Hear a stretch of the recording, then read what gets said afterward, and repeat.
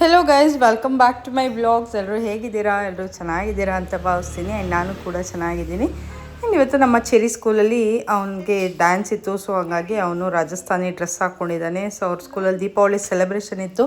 So ತುಂಬ ಚೆನ್ನಾಗಿ ಕಾಣ್ತಿದ್ದೆ ಈ ಡ್ರೆಸ್ಸಲ್ಲಿ. ಆ್ಯಂಡ್ ಅವನ್ನ ಕರ್ಕೊಂಡೋಗಿ ಸ್ಕೂಲಿಗೆ ಬಿಡ್ತಾಯಿದ್ದೀನಿ. ಈಗ ಟೈಮ್ ಆಯಿತು. ಸೊ ಅವ್ರ ಅಜ್ಜಿ ನೋಡಿ ರೆಡಿ ಮಾಡ್ತಾ ಇದ್ದಾರೆ ಅವನ್ನ. ಬಾ.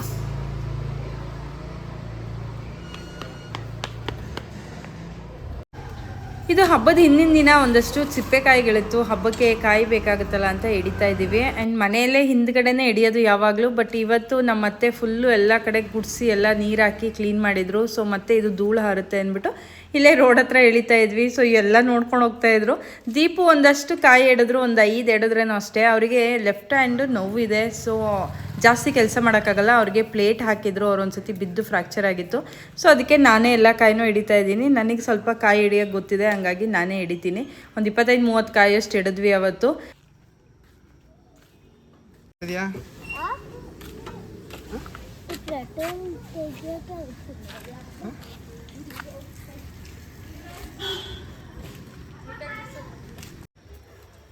ಏನ್ ಮಾಡ್ತಿದ್ಯಾ? ತೋರ್ಸು. ಇಲ್ಲ ಬಾ. ಏನ್ ತೋರ್ಸೋದು?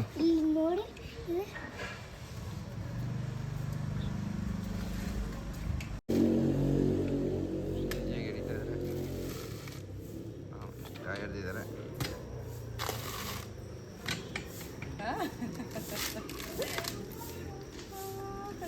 ನಮ್ಮ ಚೆರಿ ಬರೀ ರಿಪೇರಿ ಮಾಡೋ ಕೆಲಸ ಮಾತ್ರ ಆಟಾಡೋದು. ಅವನು ದೊಡ್ಡವನಾದ್ಮೇಲೆ ಏನಾಗ್ತೀನಿ ಅಂದರೆ ರಿಪೇರಿ ಮಾಡೋನು ಆಗ್ತೀನಿ, ಮೆಕ್ಯಾನಿಕ್ ಆಯ್ತೀನಿ ಅಂತ ಹೇಳ್ತಾನೆ. ಅದೇನು ಇಂಜಿನಿಯರ್ ಆಗ್ತಾನೋ ಇಲ್ಲ ಮೆಕ್ಯಾನಿಕ್ ಆಯ್ತಾನೋ ಗೊತ್ತಿಲ್ಲ ಫ್ಯೂಚರಲ್ಲಿ. ಏನು ಎಲ್ಲ ಕಾಯಿ ಎಡ್ದಾಯಿತು. ಸಿಪ್ಪೆ ಎಲ್ಲನೂ ಪಕ್ಕದ ಮನೆಯವ್ರು ತೊಗೊಳ್ತಾರೆ. ಅವರು ಅಂಡೆ ಒಲೆ ಇದೆ, ಸೊ ಅಲ್ಲಿ ಗುರಿ ಹಾಕ್ಕೊಳ್ತಾರೆ. ಆ್ಯಂಡ್ ಕಾಯಿ ಎಲ್ಲ ಹಿಡಿದ್ವಿ. ಒಂದು 35 ಕಾಯಿ ಸಿಕ್ತು ಅಷ್ಟೇ. ಕಾಯೆಲ್ಲ ಹಿಡ್ದಾದ್ಮೇಲೆ ಮಧ್ಯಾಹ್ನ ಮೇಲೆ ನಾವು ಕುಶಾಲನಗರ್ ಬಂದ್ವಿ. ನಾನು ಚೆರಿ ಇಬ್ಬರೇ ಬಸ್ಸಿಗೆ ಬಂದ್ವಿ. ಆ್ಯಂಡ್ ಬರ್ತಿದ್ದಾಗೆ ಅವ್ನು ಇನ್ನೇನಿಲ್ಲ, ಗುರು ಪಟಾಕಿ ತರ್ತೀನಿ ಅಂತ ಹೇಳಿದ್ದ ಚೆರಿಗೋಸ್ಕರ. ಸೊ ಅದನ್ನ ನೋಡ್ಕೊಂಡು ಕೂತಿದ್ದಾನೆ. ಬರ್ತಿದ್ದಂಗೆ ಅದನ್ನೆಲ್ಲ ತೆಕ್ಕೊಂಡು ಈಗಲೇ ಹೊಡಿಯೋಣ. ಅವ್ನಿಗೆ ಆ್ಯಕ್ಚುಲಿ ಭಯ, ಪಟಾಕಿ ಹೊಡಿಯಲ್ಲ. ಆದರೂ ಅವನು ಪಟಾಕಿ ನೋಡಬೇಕು ಅಂದ್ಕೊಂಡು ಎಲ್ಲನೂ ತೆಕ್ಕೊಂಡು ಕೂತಿದ್ದಾನೆ. ಮಗ ಇವತ್ತು ಬೇಡ. ಆ್ಯಂಡ್ ಇದು ನೋಡಿ ಶಾರ್ಟ್ಸ್. ಹಾಂ ಇಲ್ಲ ಒಂದಿದೆ. ಬಂದೆ. ಇಟ್ಬಿಡಕಂದ ನಾಳೆ ಹೊಡಿಯೋಣ, ಎಲ್ಲನೂ ನಾಳೆ ಹೊಡಿಯೋಣ. ನಮ್ಮನೇಲಿ ಅಮಾವಾಸ್ಯೆಯಿಂದನೇ ದೀಪ ಎಲ್ಲನೂ ಹಚ್ಚೋದು. ಸೊ ಅಮ್ಮ ಅಮಾವಾಸ್ಯೆ ದಿನ ದೀಪ ಎಲ್ಲನೂ ಹಚ್ಚಿ ದೀಪಕ್ಕೆ ಪೂಜೆ ಮಾಡಿ ಆಮೇಲೆ ಹೊರಗಡೆ ತೊಗೊಂಡೋಗಿಡ್ತಾರೆ. ಸೊ ನಮ್ಮನೆ ಯಾವಾಗಲೂ ಪ್ರತಿ ವರ್ಷ ಮಣ್ಣಿನ ದೀಪನೇ ಹಚ್ಚೋದು. ಅದು ಬಿಟ್ಟರೆ ಈ ಥರ ಪಿಂಗಾಣಿದಿದೆ, ಅದನ್ನ ಮಾತ್ರ ಹಚ್ಚೋದು. ಕ್ಯಾಂಡಲ್ ಏನೂ ಹಚ್ಚಲ್ಲ ಅಮ್ಮ. ಮತ್ತು ಇದು ದೇವ್ರ ಮನೆ ನೋಡಿ ಎಷ್ಟು ಚೆನ್ನಾಗಿ ಪೂಜೆ ಮಾಡಿದ್ದಾರೆ ಅಂತ. ನಮ್ಮ ಅಮ್ಮಂಗೆ ಸ್ವಲ್ಪ ಭಕ್ತಿ ಜಾಸ್ತಿ, ದೇವ್ರ ಪೂಜೆ ಎಲ್ಲ ಸ್ವಲ್ಪ ಜಾಸ್ತಿ ಮಾಡ್ತಾರೆ.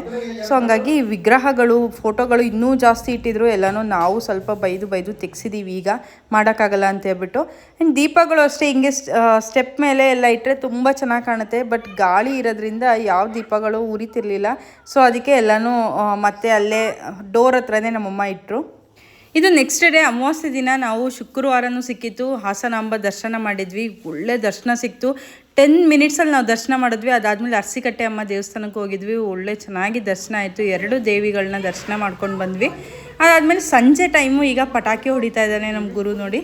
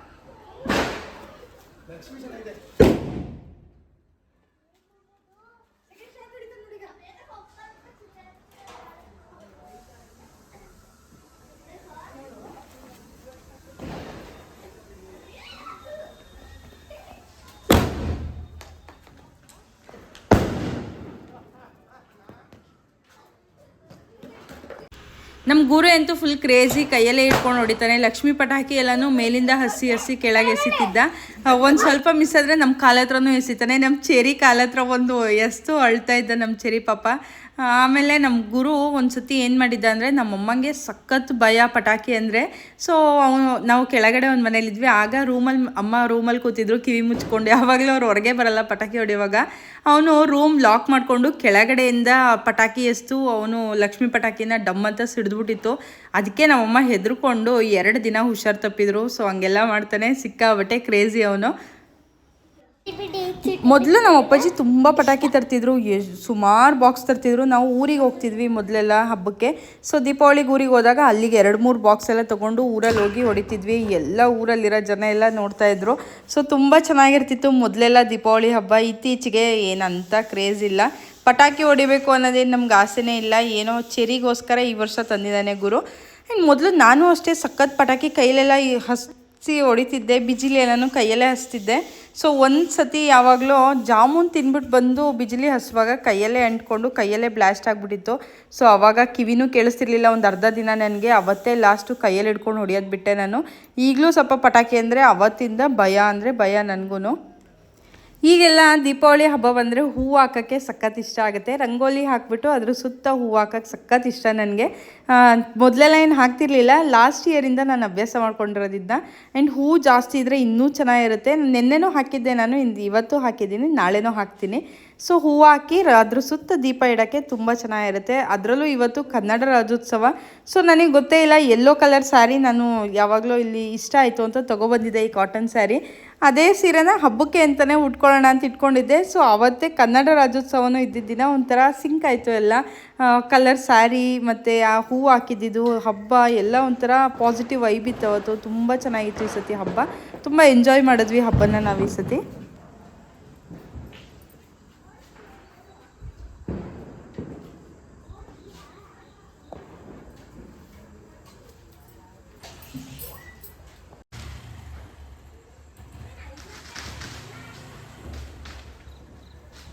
ಏನಮ್ಮ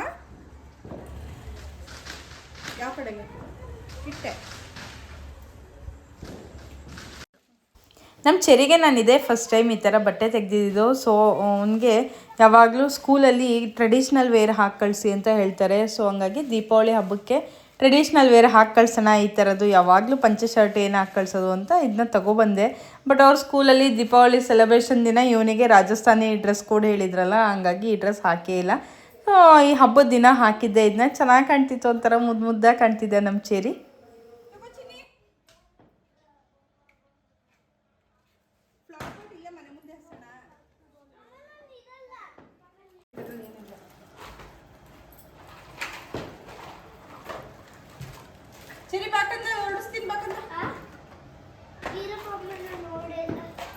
ಚೆರಿ ಜೊತೆಗೆ ಪಟಾಕಿ ಹೊಡೆಯೋಕ್ಕೆ ಅಲ್ಲಿ ರುಕ್ಸಾನನ ಮಗಳು ಬಂದಿದ್ಲು. ರುಕ್ಸಾನ ಅಂದರೆ ನಮ್ಮನೆ ಆಪೋಸಿಟ್ ಮನೆ ಅವರು. ಅವ್ರ ಮಗಳೂ ಪಟಾಕಿ ಹೊಡಿತೀನಿ, ಅವಳಿಗೂ ಇಷ್ಟ ಅಂತ ಹೇಳ್ಬಿಟ್ಟು ಬಂದಿದ್ರು. ಸೊ ಎಲ್ಲ ಸೇರಿ ನಾವು ಎಲ್ಲರೂ ಒಟ್ಟಿಗೆ ಪಟಾಕಿ ಹೊಡೆದ್ವಿ. ಆ್ಯಂಡ್ ಆ ಬಾಕ್ಸಲ್ಲಿ ಜಾಸ್ತಿ ಮಕ್ಕಳು ಹೊಡೆಯೋಂಥದ್ದು ಸುಸ್ರು ಬತ್ತಿ ಅದೆಲ್ಲ ತುಂಬ ಕಡಿಮೆ ಇತ್ತು, ಜಾಸ್ತಿ ಏನಿರಲಿಲ್ಲ.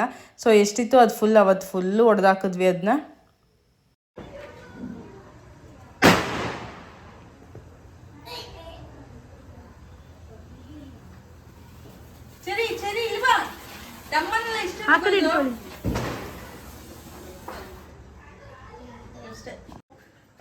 ಟಚ್ ಮಾಡಿದ್ದೀನಿ.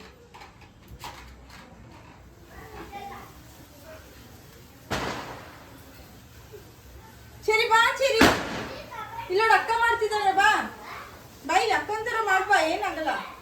ನಮ್ಮ ಚೆರಿಗೆ ಧೈರ್ಯನೇ ಇಲ್ಲ.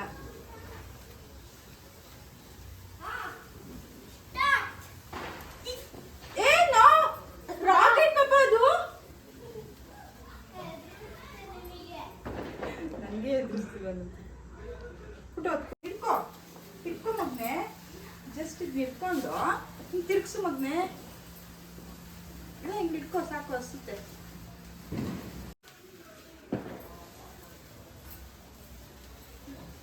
ಸರಿ, ಖುಷಿ ಪಡು.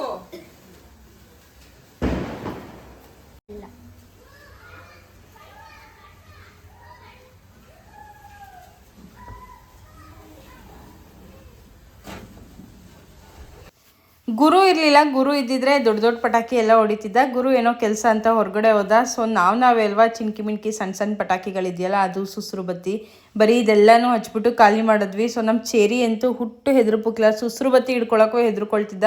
ಸುಮ್ಮನೆ ಎಲ್ಲನೂ ಹಿಡ್ಕೊಬರ್ತಿದ್ದ ಅಷ್ಟೇ, ಯಾವುದೂ ಒಂದೂ ಹಸ್ಲಿಲ್ಲ ಅವನು. ನಾನು ಕಷ್ಟಪಟ್ಟು ಒಂದೆರಡು ಹಿಡ್ಸ್ಕೊಂಡು ಹೊರಸ್ತೆ ಅಷ್ಟೇ.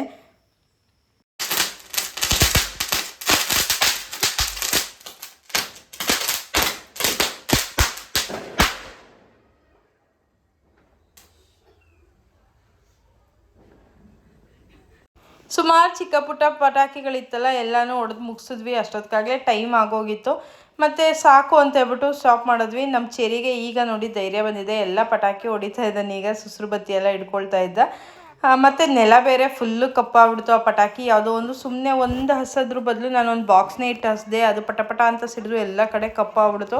ಇನ್ನು ಬೆಳಗ್ಗೆ ಅಮ್ಮ ತೊಳಿಬೇಕಲ್ಲ ಅಂತೇಳ್ಬಿಟ್ಟು ಸಾಕು ಅಂತೇಳ್ಬಿಟ್ಟು ನಾವು ನಿಲ್ಲಿಸಿದ್ವಿ. ಆ್ಯಂಡ್ ಈ ಸತಿ 2 ದಿನ ಅಮಾವಾಸ್ಯೆ ಬಂದಿತ್ತಲ್ಲ, ಸೊ ಹಂಗಾಗಿ 2 ದಿನವೂ ದೀಪ ಹಚ್ತಿದ್ರು. ಈಗ ನಾವು ಇನ್ನು ಮುಂದೆ 1 ತಿಂಗಳ ತನಕ ನಾವು ದೀಪ ಹಚ್ತೀವಿ. ಸೊ ಇಷ್ಟೆಲ್ಲ ಫುಲ್ ಹತ್ತಲ್ಲ, 3 ದಿನ ಹಚ್ಬಿಟ್ಟು ಆಮೇಲೆ ಇನ್ನು 2 ದೀಪ ಬಾಗಿಲಿಗೆ ಹಚ್ತೀವಿ. ಇದು ದೀಪಾವಳಿ ಹಬ್ಬದ ದಿನ ಬೆಳಗ್ಗೆನೇ ಅಮ್ಮ ಬೇಗ ಗುಡಿಸಿ ಎಲ್ಲ ಬಾಗಿಲಿಗೆಲ್ಲ ನೀರು ಹಾಕಿ ರಂಗೋಲಿ ಎಲ್ಲ ಹಾಕಾಗಿತ್ತು. ಅದಾದಮೇಲೆ ಈಗ ಸಗಣಿ ಉಂಡೆ ಇಡ್ತಾ ಇದ್ದಾರೆ. ನಮ್ಮಲ್ಲಿ ದೀಪಾವಳಿ ಹಬ್ಬದ ದಿನ ಸಗಣಿ ಉಂಡೆ ಇಡ್ತೀವಿ. ಸೊ ಎಷ್ಟು ಚೆನ್ನಾಗಿ ರಂಗೋಲಿ ಹಾಕಿದ್ದಾರೆ ನೋಡಿ. ಎಳೆ ರಂಗೋಲಿ ಜಾಸ್ತಿ ಹಾಕೋದು ನಮ್ಮಮ್ಮ. ಎಲ್ಲ ಕಡೆ ಸಗಣಿ ಉಂಡೆ ಕೆಳಗಡೆ ಎಲ್ಲ ಕಡೆ ಇಟ್ಟು ಬಂದಿದ್ರು. ಆಮೇಲೆ ಮೇಲ್ಗಡೆ ಇಡ್ತಾಯಿದ್ರು. ನಮ್ಮಲ್ಲಿ ಹಬ್ಬದ ದಿನ ಇಡ್ತೀವಿ. ಸ್ವಲ್ಪ ಜನ ಹಿಂದಿನ ದಿನ ಅಮಾವಾಸ್ಯೆ ದಿನದಿಂದನೇ ಇಡ್ತಾರೆ. ಆ್ಯಂಡ್ ಇದು ರಂಗೋಲಿ ನಾನು ಹಾಕಿದ್ದು. ಅದು ರೆಡಿ ಬರುತ್ತಲ್ಲ ನೆಟ್ ಥರ, ಅದರಲ್ಲಿ ಹಾಕಿರೋದು. ಸೊ ಎಷ್ಟು ಚೆನ್ನಾಗಿ ಕಾಣ್ತಿತ್ತು ಗೊತ್ತಾ ರಂಗೋಲಿ. ಇದು ತುಂಬ ಚೆನ್ನಾಗಿ ಕಾಣ್ತಿತ್ತು. ಬೆಳಗ್ಗೆನೇ ಎದ್ದು ಗುರು ಪಟಾಕಿ ಹಚ್ತಿದ್ದ. ಒಂದು ಸ್ವಲ್ಪ ಸೌಂಡ್ ಇರಲಿ, ಹಬ್ಬದ ಕಳೆ ಇರಲಿ ಅಂದ್ಬಿಟ್ಟು ಬೆಳಗ್ಗೆನೇ ಪಟಾಕಿ ಹೊಡಿತಾ ಇದ್ದ. ನಾನು